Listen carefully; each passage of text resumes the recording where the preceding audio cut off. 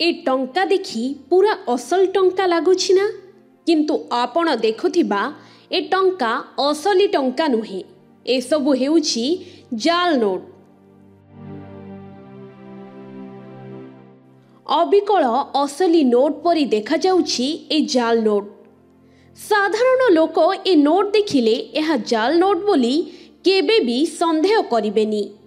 तेबे लोकंकु ए जाल नोट देई ठक माने निर्भय रे ठकामी करुथिले किंतु ठकंक ए चालाकीर पर्दाफाश करिछि पुलिस। बलांगीर जिला पाटनागढ़ पुलिस को मिलिछि बड़ सफलता। जाली नोट कारबार करुथिबा दुई अभियुक्तंको गिरफ करी कोर्ट चालान करिछि पुलिस। सूचना मुताबक भैंसा गाँव में प्रहरी हेउथिला। एही समय रे सेही गाँवर वरुण पनुआ 2टी 500 टंकिया नोट कलाकार को पुरस्कार देइथिले। तेबे कलाकार घर को आसी देखिला बेलको उक्त टंका गुड़िक नकली बोली जानिबाको पाइथिले।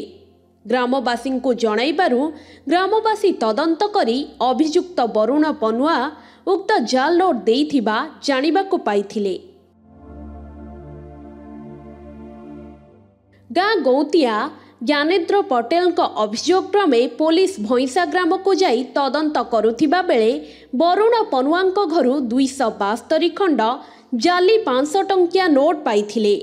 अधिक तदंत परे एही 500 टंकिया नोट गुड़िक देवगाँ थाना बुढ़ाबाल गाँवर रोहित बस्तियांक ठारु आनिथिबा जानिबाकु पाइथिला पुलिस।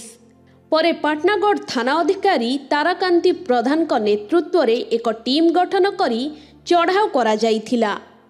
रोहित बस्तियांक घरे चढ़ाऊ करा जाई कंप्यूटर, कलर प्रिंटर, पेपर और अन्यान्य जिनिस जबत करिबा सहित 2 जन को गिरफ करी कोर्ट चालान करिछि पुलिस। गत 22 तारिख रे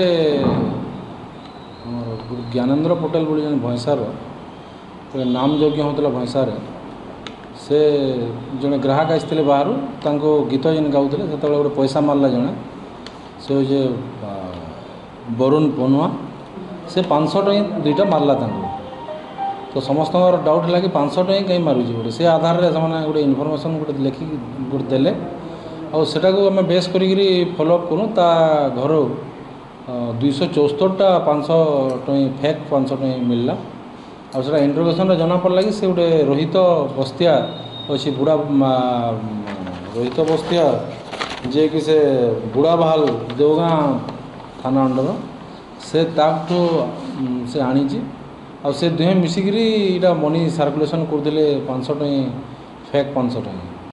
ए जाल नोट को चिन्हिबा मुस्किल। लोक माने क्षणिकरे ए जाल नोट को केमिति बा चिन्हिबे।